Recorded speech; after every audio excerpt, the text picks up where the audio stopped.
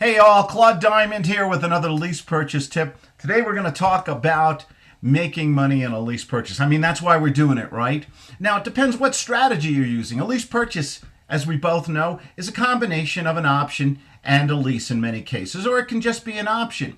If we're doing a sandwich leasing where we control a property with a contract, let's say we rent a property for 2 or 3 years, we have the price and terms all locked in, and we take that property and we sublet it with that option. We call that a sandwich for 1 year at a time. We do it 1 year at a time because we make something up front, and that's called option consideration, not a security deposit. Although you can get that if you want, but I'd rather have something I don't have to give back to the tenant at the end of a year. Something I can put in the hip national bank and keep. That's option consideration. Option consideration is usually somewhere between 2 to 10% of the purchase price of the property. So in other words, if you have a nice condo and you're controlling it for a few years and you're subletting it for 1 year, you want to get it as a minimum $2,000, $2,500 to as much as $10,000. It really depends on a term we call marketability. How desirable is the property? How great are the terms? How generous is the rent credit you're giving?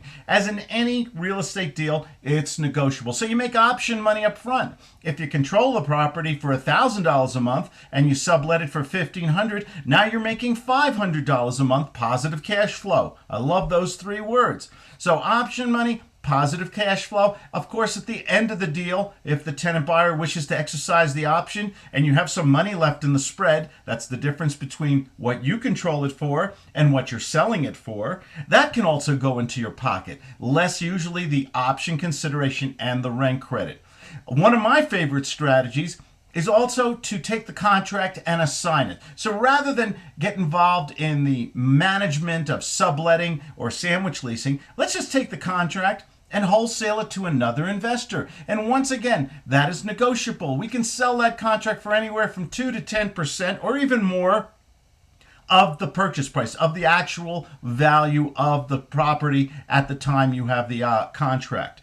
Okay, so you can do that wholesale, you can do that retail. What did we mean? Wholesale is to an investor, retail is to the tenant or family that's going to live in the property.